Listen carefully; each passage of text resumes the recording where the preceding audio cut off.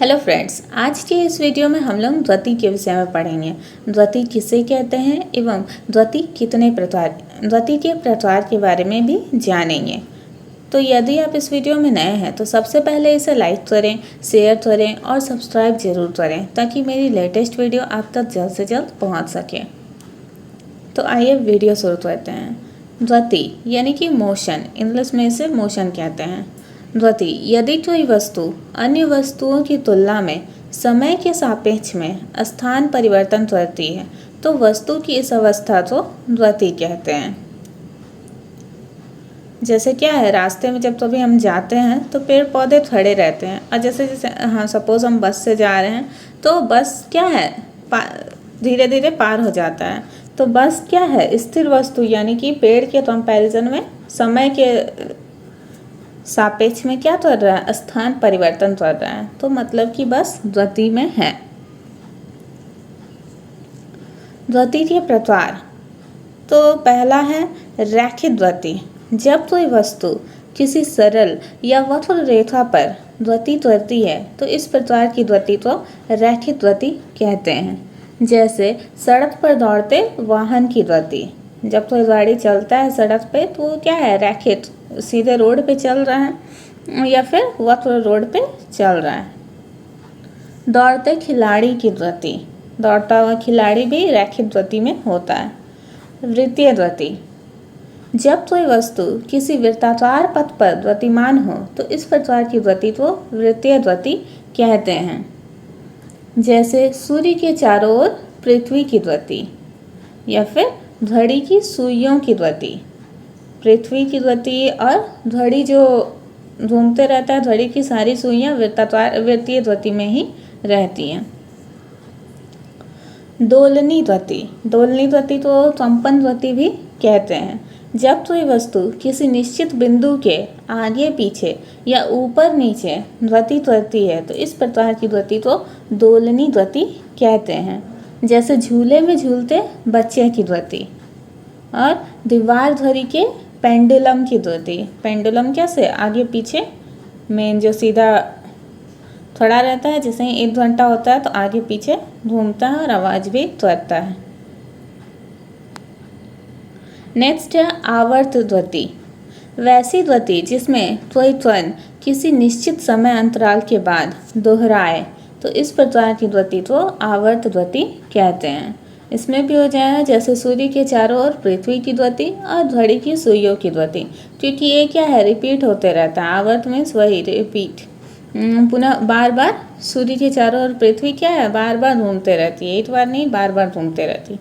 और घड़ी की सुइयां भी बार बार चक्कर लगाते रहती है, तो इसे आवर्त द्वति कहते हैं।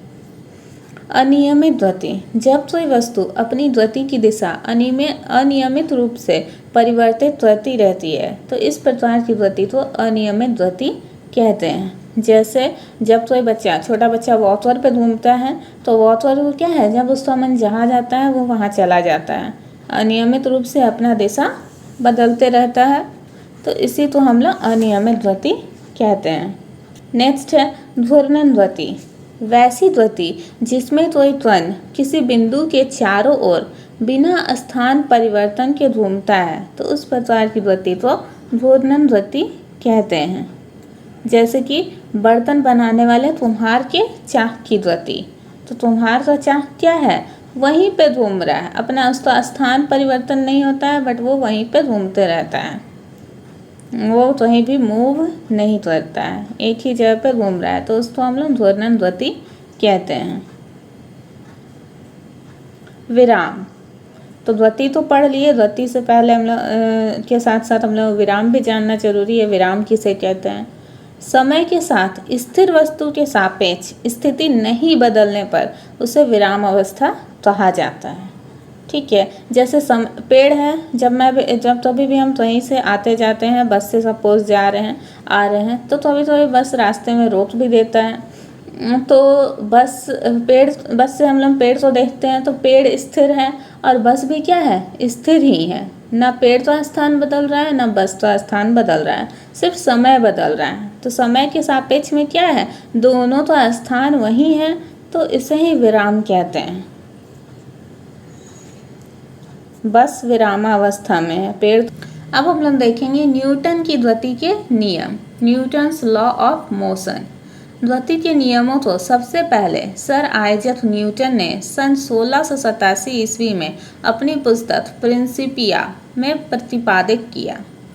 ठीक है, तो गति के नियम जो है सबसे पहले सर आइजैक न्यूटन, न्यूटन का पूरा नाम सर आइजैक न्यूटन था। 1687 ईस्वी में उसने अपनी बुक, न्यूटन का एक बुक है जिसका नाम है प्रिंसिपिया, तो प्रिंसिपिया में ही उसने लिखा है। इसीलिए इस वैज्ञानिक के सम्मान में इन नियमों को न्यूटन की गति के नियम कहते हैं। तो न्यूटन की गति के 3 नियम है, तीनों के बारे में जानेंगे। प्रथम नियम यानी कि फर्स्ट लॉ, प्रत्येक पिंड तब तक अपनी विरामावस्था में अथवा सरल रेखा में एक समान गति की अवस्था में रहता है जब तक कोई बाह्य बल उस पर कार्य कर अन्य व्यवहार करने के लिए विवश ना करे। इसे जड़त्व का नियम भी कहते हैं।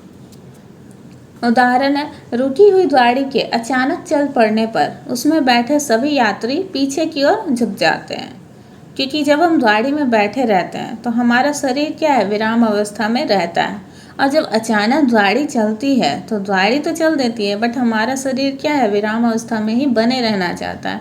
इसी वजह से हमारे गाड़ी चली तो हमारा पैर तो आगे हो गया बट सर जो है पीछे की ओर, स्पीड से पीठ के ऊपर तो हिस्सा क्या है, पीछे की ओर झुक जाता है।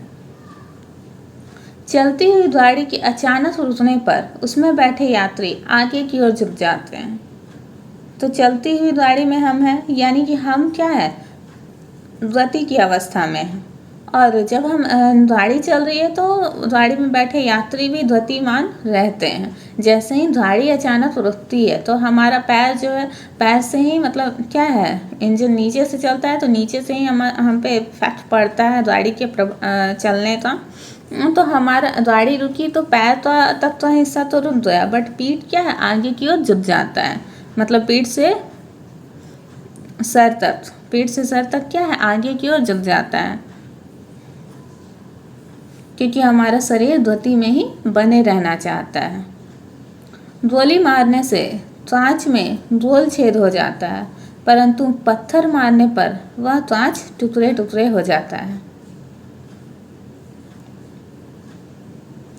क्योंकि गोली मारते हैं तो अचानक से वो इतना स्पीड में रहता है कि कांच जो विरामावस्था में है उसे जहाँ लगता है सिर्फ उसी भाग तो एहसास होता है कि हाँ यहाँ लगा है और वहाँ छेद हो जाता है, बट बाकी के हिस्से जो हैं विराम अवस्था में नॉर्मल थे तो वो वैसे ही रह जाते हैं। परंतु पत्थर मारने से क्या है, पत्थर थोड़ा बड़ा होता है या फिर छोटा भी है तो पूरे कांच पे हल्का स्पीड कम रहता है, इसलिए पूरे कांच को प्रभाव पड़ता है और पूरा कांच टूट जाता है। तो यही है न्यूटन की गति का पहला नियम है ना, इसे जड़त्व का नियम भी कहते हैं। द्वितीय नियम, सेकेंड लॉ, किसी भी वस्तु के संवेग में परिवर्तन की दर उस पर आरोपित बल के अनुक्रमानुपाती होती है तथा संवेग परिवर्तन आरोपित बल की दिशा में ही होता है। उदाहरण है, समान वेग से आती हुई क्रिकेट गेंद एवं टेनिस गेंद में से टेनिस गेंद को कैच करना आसान होता है, क्योंकि टेनिस क्या है, रबड़ का बना रहता है तो उससे हमें चोट कम लगती है, और प्लास्टिक की चीज़ों से स्पीड जब उसमें तेज रहता है तो चोट ज़्यादा लगती है।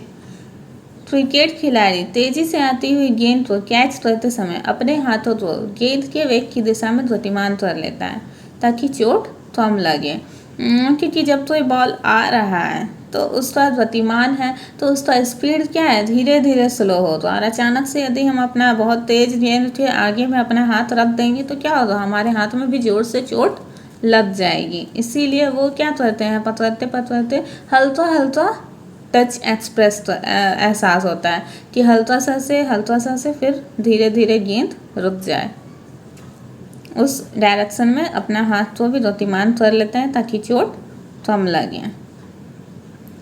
कराटे खिलाड़ी द्वारा हाथ के प्रहार से ईंटों की पट्टी तोड़ना, कराटे खिलाड़ी हाथ के प्रहार से ही ईंटों की पट्टी क्या करते हैं, ईंट तोड़ देते हैं।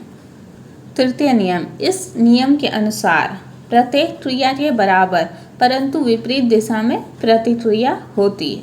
तो उदाहरण है, बंदूक से गोली मारते छोड़ते समय पीछे की ओर झटका लगना, क्योंकि यदि हम एक साइड से तो यदि एक हाथ से थप्पड़ भी मारते हैं किसी गाल पे या फिर कहीं पर, तो हमारे हाथों तो भी उतने ही चोट लगता है।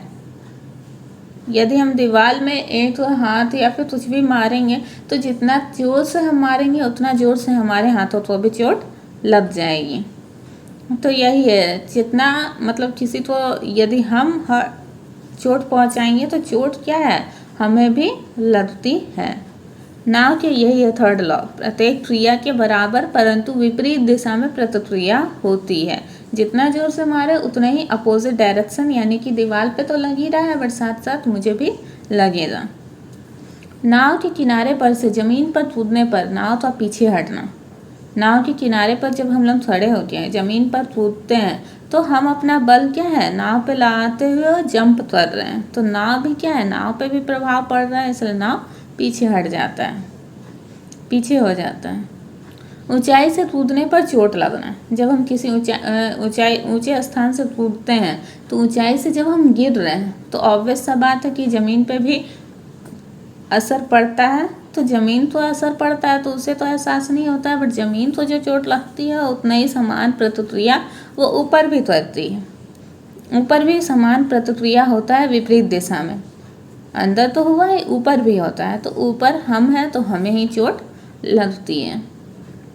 अब कुछ अन्य परिभाषाओं के बारे में जानेंगे, जैसे दूरी, डिस्टेंस। किसी दिए गए समयांतराल में वस्तु द्वारा तय किए गए मार्ग की लंबाई को दूरी कहते हैं। ठीक है, जैसे कोई निश्चित समय है, आधा घंटा, 1 घंटा, 5 मिनट, 10 मिनट, तो उतना टाइम में कोई भी चीज़ कितना डिस्टेंस दूरी तय करता है उसी को हम डिस्टेंस यानी कि दूरी कहते हैं। यह एक अदिश राशि है, यह सदैव धनात्मक यानी कि पॉजिटिव होती है। विस्थापन यानी कि डिस्प्लेसमेंट, एक निश्चित दिशा में दो बिंदुओं के बीच की लंबवत दूरी को विस्थापन कहते हैं। यह सदिश राशि है, इसका SI मात्रक मीटर है। विस्थापन धनात्मक, ऋणात्मक और शून्य भी हो सकता है। तो किसी विस्थापन क्या है, किसी निश्चित दिशा में होता है और दो बिंदुओं के बीच की दूरी, बीच की लंबवत दूरी यानी कि शॉर्टेस्ट डिस्टेंस। सपोज यहाँ से क्या है, सपोज एक जगह से बच्चा वॉकर में बैठा है, रूम में वॉकर में खड़ा है, वॉकर में चल रहा है, तो वॉकर में चलते चलते वो बहुत धूमधाम के आपके पास आया। तो जहाँ से वो शुरू किया था वो तो चला बहुत दूर, बट वहाँ से आप तक पहुँचने में जो शॉर्टेस्ट डिस्टेंस है उसी को विस्थापन बोलेंगे कि हाँ यहाँ से यहाँ तक वो मूव किया है। यह सदिश राशि है, इसका SI मात्रक मीटर है और विस्थापन क्या है, धनात्मक भी हो सकता है, ऋणात्मक भी हो सकता है और शून्य भी हो सकता है, क्योंकि आना उसे आपके पास था। यदि आपके पास आना आके वो कहीं और चला जाता है तो क्या है, अपोजिट डायरेक्शन में चला गया तो वो ऋणात्मक हो जाएगा, और जहाँ खड़ा था वहीं खड़ा है तो विस्थापन शून्य भी हो जाएगा, शून्य भी हो सकता है। चाल, स्पीड, किसी वस्तु के विस्थापन की दर को चाल कहते हैं। ठीक है, अर्थात चाल बराबर दूरी बटा समय। दर यानी कि रेट, मतलब 1 घंटा में कितना जा रहा है, 2 घंटा में कितना जा रहा है ना। घंटा में नापेंगे तो दूरी क्या होगा, किलोमीटर में होगा, और यदि सेकंड में मेजर करें तो दूरी मीटर में होगा। 1 सेकंड में कितना मीटर कवर किया है ना, इस टाइप से। यह एक अदिश राशि है, इसका SI मात्रक मीटर प्रति सेकंड है। लोएस्ट हम लोग मीटर प्रति सेकंड में ही मेजर करते हैं कि 1 सेकंड में कितना डिस्टेंस कवर कर रहा है, उसी को चाल बोलेंगे। वेग यानी कि वेलोसिटी, किसी वस्तु के विस्थापन की दर को या एक निश्चित दिशा में प्रति सेकंड वस्तु द्वारा तय की गई दूरी को वेग कहते हैं। विस्थापन जैसा कि आपको पता है, डिस्प्लेसमेंट पॉजिटिव भी हो सकता है, निगेटिव भी हो सकता है और ज़ीरो भी हो सकता है। तो 1 सेकंड में कोई वस्तु कितना विस्थापन करती है, विस्थापन की दर यानी कि सेकेंड से कंपैरिजन हो रहा है तो सेकेंड, 1 सेकेंड में कितना विस्थापन त्वरण, मैंने तो यहाँ से मैंने जिस डायरेक्शन में उसको जाना है, सपोज किसी और टाटा से रांची जाना है, तो टाटा से रांची का जो है एक पाथ है, तो उस पाथ में वहीं से वहाँ से उसी डायरेक्शन में जाना है, तो उस डायरेक्शन में 1 सेकेंड में कितना डिस्टेंस कवर कर रही है, वही उसका वेग कहलाएगा, यानी कि वेलोसिटी। यह एक सदिश राशि है, इसका एसआई मात्रक मीटर प्रति सेकेंड है। संवेग यानी कि मोमेंटम किसी वस्तु के द्रव्यमान और वेग का गुणनफल उस वस्तु का संवेग कहलाता है। संवेग इक्वल्स टू वेग इनटू द्रव्यमान, वेग यानी कि वेलोसिटी और उसका वजन यानी कि द्रव्यमान कितना है। तो वजन तो हम लोग केजी में मेजर करते हैं, वेग तो मीटर प्रति सेकेंड में, तो इसका एसआई मात्रक होगा केजी मीटर प्रति सेकेंड। औसत चाल यानी कि एवरेज स्पीड, जब वस्तु भिन्न भिन्न चालों से समान दूरी तय करती है तो निम्न सूत्र द्वारा औसत चाल ज्ञात करते हैं। यह formula average speed equals to v1 into v2 divided by v1 plus v2। तो v जो है यहाँ पे चाल है, मतलब कितना स्पीड से वो जा रही है। जब वस्तु भिन्न भिन्न चालों से समान समय तक चलती है तो औसत चाल निम्न सूत्र द्वारा ज्ञात किया जाता है। भिन्न भिन्न चाल यानी कि उसका स्पीड क्या है, डिफरेंट है, बट वो समान समय तक चल रहे हैं। यहाँ भी मैंने इधर जाते टाइम भी 1 घंटा चल रही है, मैंने इस साइड मतलब अभी भी 1 घंटा चली, बाद में भी 1 घंटा चली, बट अभी क्या है 18 किलोमीटर पर आवर के हिसाब से चली और बाद में 16 किलोमीटर पर आवर के हिसाब से चली। जैसे होता है नॉर्मली हम लोग दौड़ते समय स्टार्टिंग में तो बहुत ज़्यादा स्पीड से दौड़ लेते हैं, बट जैसे जैसे ज़्यादा देर दौड़ते हैं हमारा स्पीड क्या है कम हो जाता है। तो सपोज़ 1 घंटा दौड़ रहे हैं तो फर्स्ट 30 मिनट्स हमारा स्पीड अच्छा होगा और लास्ट 30 मिनट में भी हमारा स्पीड थोड़ा सा डाउन हो जाए। तो फॉर्मूला है average speed equals to v1 plus v2 by 2। v यहाँ पे भी चाल है। त्वरण यानी कि एक्सेलरेशन, किसी वस्तु के वेग में परिवर्तन की दर को त्वरण कहते हैं। इसका एसआई मात्रक मीटर प्रति सेकेंड स्क्वायर है। ठीक है, किसी वस्तु के वेग में परिवर्तन, सपोज हम एक बॉल यहाँ से फेंकते हैं तो बॉल फेंका जाता है तो बॉल का स्टार्टिंग में जो स्पीड है, वेग है, वो ज़्यादा रहता है, धीरे धीरे उसका वेग क्या है कम हो जाता है। तो यही चेंजेस इन वेलोसिटी, उसका जो वेग में परिवर्तन हो रहा है इसी को त्वरण बोलते हैं। इसका एसआई मात्रक मीटर प्रति सेकेंड स्क्वायर है। त्वरण को प्रायः ए से सूचित किया जाता है। यदि वस्तु का वेग बराबर समय अंतरालों में बराबर परिवर्तित होता है तो उसका त्वरण एक समान होता है। यदि समय के साथ वस्तु का वेग घटता है तो उसका त्वरण ऋणात्मक होता है, जिसे मंदन रिट्रेडेशन भी कहते हैं। यदि समय के साथ वस्तु का वेग बढ़ता है तो उसका त्वरण धनात्मक होता है। तो आज के इस वीडियो में इतना ही। आई होप आपको ये वीडियो अच्छी लगी हो। धन्यवाद।